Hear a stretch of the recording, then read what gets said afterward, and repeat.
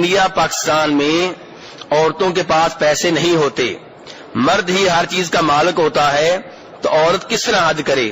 اور اگر شوہر کے پاس اتنا پیسہ موجود ہو کہ وہ اپنا اور بیوی کا حج کرا سکتا ہو، تو کیا شوہر پر بیوی کا حج کرانا فرض ہے؟ کیوں جی میرے بھائیوں، میرے وہ بھائی جو بیویاں ساتھ لے کر نہیں آئے،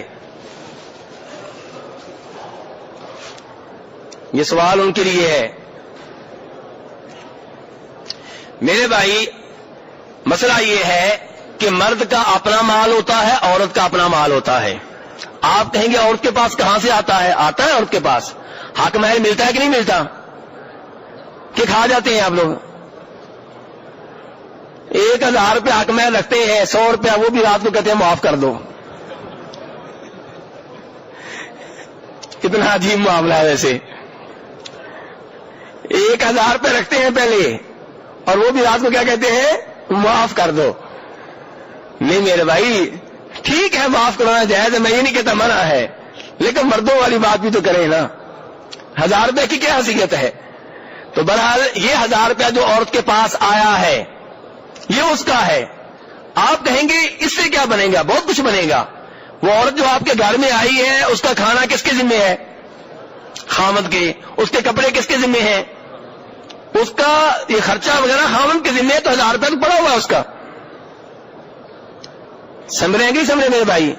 پھر اللہ تعالیٰ آپ کی بیگم کے والد صاحب کو زندگی دے، جب وہ فوت ہوں گے وہاں سے وراثت بھی آئے گی، وہ بھی اگر انہوں نے آنے دی تو یہاں حق مہر پہ آپ قبضہ کرتے ہیں، ادھر وہ قبضہ کر لیتے ہیں، ٹھیک ہے؟ اگر وہ وراثت آ جائے، اللہ ان کو ہدایت دے، وہ آنے دیں، تو اب یہ بھی اس کی مالک وہ ہے، آپ نہیں ہے۔ مسئلہ یہ ہے بیچاری ادھر سے جان چھڑاتی ہے، بھائیوں سے آگے خاوند قبضہ کر لیتا ہے۔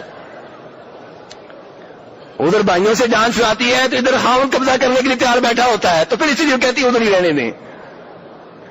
میرے بھائی نہیں، نہ قبضہ بھائیوں کا نہ خاوند کا، یہ مال اس کا اپنا ہے، یہ مال اس کا اپنا ہے۔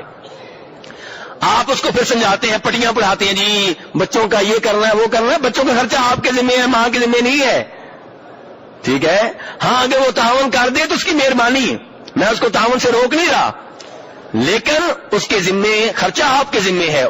وہ بیچاری روٹی بناتی ہے، کھانا بناتی ہے، صفائی کرتی ہے، یہ سارے کام وہ اپنے کر رہی ہے۔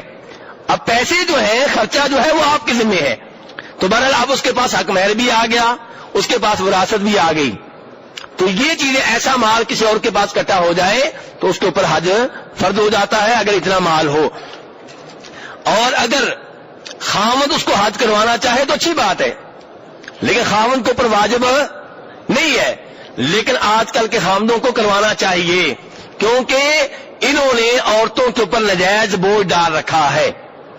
وہ کیسے کہ جب کاموں کی باری آتی ہے تو میرے بھی کپڑے دھونے ہیں، میرے بھائیوں کے بھی دھونے ہیں، ٹھیک ہے؟ ایسے ہی ہے نا، ان کے بھی دھونے ہیں، ان کے بھی دھونے ہیں، ادھر بھی صفائی کرنی ہے، ادھر بھی کرنی ہے، ٹھیک ہے؟ وہاں سارا بوجھ ڈال دیتے ہیں، تو جیسے ادھر بوجھ ڈالا ہے ایسے ادھر حج جب آپ خود کرنے آ رہے ہیں تو اس کو بھی کروا دیں۔ تو ویسے فرض نہیں ہے، آپ کے اوپر واجب نہیں ہے، لیکن جیسے وہ آپ کے ساتھ نیکی کرتی ہے، کئی کام اس نے اپنے ذمہ لے رکھے ہیں جو اس کے اوپر واجب نہیں تھے، تو ایسے ہی آپ کو بھی چاہیے آپ اس سے حسن سلوک کریں۔ 30 سال اس سے آپ کی خدمت کر رہی ہے، آپ کی اولاد کی خدمت کر رہی ہے، آپ کے والدین کی خدمت کر رہی ہے، آپ کے گھر کا حصہ ہے، وہ گھر میں نہ ہو تو آپ کے گھر میں رونق نہیں ہے، تو آپ کو چاہیے کہ آپ بھی احساس کریں اور اسے حج کرائیں۔ لیکن وہ پھر میں کہہ رہا ہوں واجب نہیں ہے، واجب نہیں ہے۔